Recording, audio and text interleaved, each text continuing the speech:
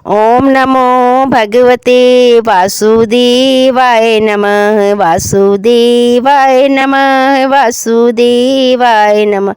हरे कृष्णा दोस्तों, राधे राधे। कैसे हैं आप सभी को योगिनी एकादशी की ढेरों शुभकामनाएं। देखिए दोस्तों, जो हमारा आषाढ़ का पावन महीना है ये शुरू हो चुका है।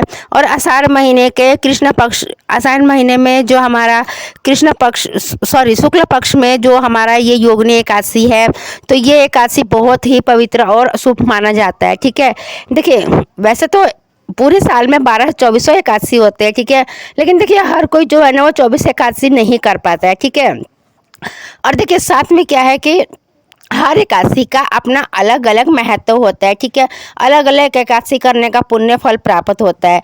तो ये जो हमारा एक योगिनी एकादशी है, ये जो हम जन्म मरण के जो फेरे में पड़े रहते हैं, कहते हैं ना कि 84 योनि हमें जन्म मरण लेना पड़ता है, 84 योनियों तक हमें जन्म लेना पड़ता है।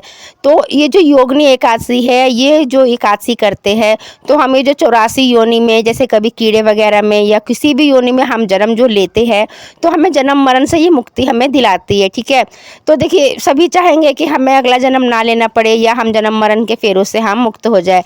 तो ये जो योगिनी एकादशी है ना, ये योगिनी एकादशी करने से हम इससे अपनी मुक्ति पा सकते हैं। ठीक है, तो देखिए हर एकादशी करने का अलग अलग महत्व होता है, अलग अलग विधि होती है। ठीक है, तो आइए जानते हैं जो ये हमारी योगिनी एकादशी है इस किस दिन हमें करना चाहिए, और इस दिन हमें भगवान विष्णु को क्या भोग में लगाना चाहिए, और जो व्रत करने का सही समय है वो क्या होगा, पारण विधि क्या होगी, इन सभी विषयों के बारे में हम जानेंगे। पूजा करने का शुभ मुहूर्त क्या होगा और किस चीज़ से हम व्रत का पारण करें, और भगवान को भोग में हम क्या लगाएं। ठीक है, देखिए कोई भी व्रत जो है ना एक समय पर शुभ मुहूर्त पर किया जाना बहुत ही उत्तम फलदायक होता है।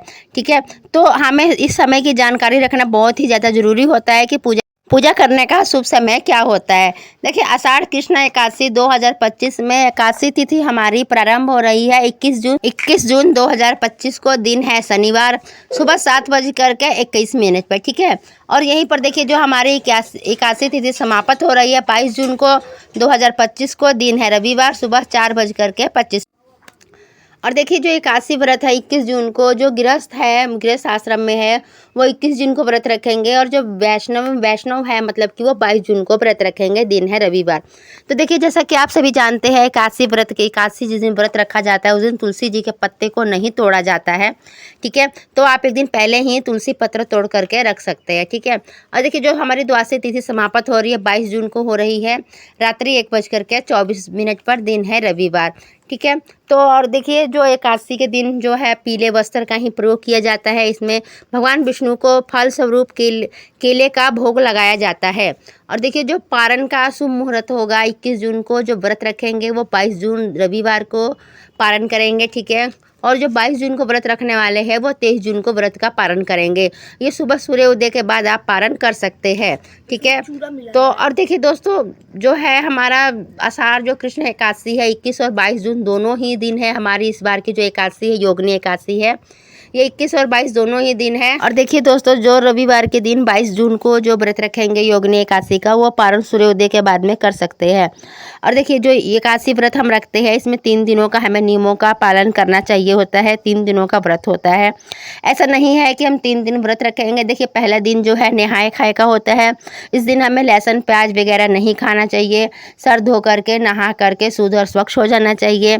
ठीक है, और चावल का हमें त्याग करना चाहिए, चावल वगैरह नहीं खाना चाहिए। ठीक है, दूसरा दिन जो होता है एकादशी का व्रत करना चाहिए। एकादशी व्रत में क्या है, आप अगर आप चाहेंगे तो निर्जला व्रत भी रख सकते हैं, वरना पानी पीकर या फलाहार रहकर भी व्रत रख सकते हैं। ठीक है, तो और जो अगर आप फलाहार करना चाहते हैं तो आप शाम को संध्या के समय के बाद आप फलाहार कर सकते हैं इस व्रत में। और देखिए जो नहीं रह पाते हैं, जो जैसे किसी को कोई परेशानी है या कोई तकलीफ़ है, तो वो पानी वगैरह पी सकते हैं इसमें। ठीक है ना, क्योंकि भगवान कभी ऐसा नहीं कहते हैं कि आप अपनी जान दीजिए व्रत करने के लिए। आप व्रत भी कीजिए और नियमों का पालन भी कीजिए। ठीक है, और देखिए जो एकादशी व्रत है भगवान विष्णु का व्रत होता है, तो आप इसमें पीले ही कपड़े पहनिएगा, पीले ही भगवान को पीले ही फलों का भोग लगाइएगा तो ज़्यादा विशेष तौर पर सही रहता है। देखिए इस समय आम का सीज़न है, आम का भोग लगा सकते हैं, केले का भोग लगा सकते हैं। ठीक है, खरबूजे का भोग लगा सकते हैं। भगवान विष्णु को पीली चीज़ें बहुत ही ज़्यादा प्रिय है, तो आप पीले वस्तुओं का भोग लगा सकते हैं। और देखिए सबसे बड़ी बात क्या है, कोई भी आप व्रत कीजिएगा तो व्रत में सबसे पहले संकल्प जरूर कीजिएगा, ठीक है। जैसे आप योगिनी एकादशी का व्रत कर रहे हैं तो आप जैसे आज नहाए खाए के अगले दिन जब हम व्रत के होते हैं, सुबह नहा करके स्वच्छ कपड़े पहन करके हम हाथ में गंगा जल लेकर के और भगवान विष्णु को संकल्प करते हैं कि आज हम योगिनी एकादशी का व्रत कर रहे हैं, आप हमारे व्रत को सफल कीजिए, ठीक है। और इस तरह से भगवान से अपनी संकल्प लेते हुए हम प्रार्थना करते हैं, ठीक है। और देखिए जिस तरह से हम एकादशी के दिन चावल का त्याग करते हैं, चावल नहीं खाया जाता है, ठीक है। आप सभी जानते हैं कि जैसे कि चावल को श्राप मिल गया था कि जो हमारे पाप है वो सभी चावल में जा कर के छिप जाते हैं, तो इसीलिए एकादशी के दिन चावल नहीं खाया जाता है। और द्वादशी के दिन देखिए, जो द्वादशी जब हम एकादशी का जो पारण करते हैं उसके अगले दिन द्वादशी तिथि होती है, तो उस दिन हमें चावल से ही व्रत का पारण करना चाहिए, ठीक है। अरवा चावल यानी कि कच्चा चावल, अरहर की दाल और आलू वगैरह का मतलब हमें सेवन करना चाहिए, ठीक है।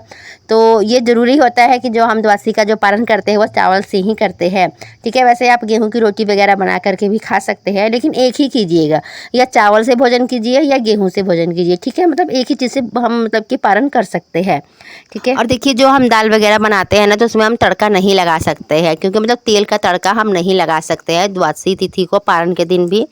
और अगर तड़का लगाना चाहते हैं ना, तो देसी घी में जीरा डाल के तड़का आप लगा सकते हैं, ठीक है। मतलब तेल वगैरह उस दिन नहीं खाना चाहिए, कहने का मतलब ये है कि तेल लहसुन प्याज वगैरह हमें द्वादशी पारण के दिन पारण में हमें यूज़ नहीं करना चाहिए। और देखिए जो नमक हम डालते हैं तो सेंधा नमक का ही प्रयोग कीजिएगा।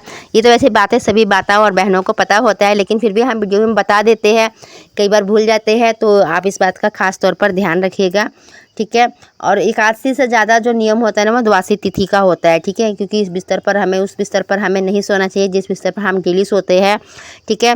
तो हमें धरती पर ही मतलब अच्छे बिस्तर धो करके धरती पर ही शयन करना चाहिए। बिस्तर पर अपने जो रोज़ का बेड है हमारा, उस पर हम नहीं सो सकते हैं। तो दोस्तों आज ये था हमारा आज का वीडियो, और आपको हमारा ये वीडियो कैसा लगा है? वीडियो अच्छी लगी हो तो प्लीज़ गाइस वीडियो को लाइक कीजिएगा, चैनल को सब्सक्राइब कर लीजिएगा और ज़्यादा से ज़्यादा वीडियो को शेयर कीजिएगा। आप सभी को नीलम सिंह का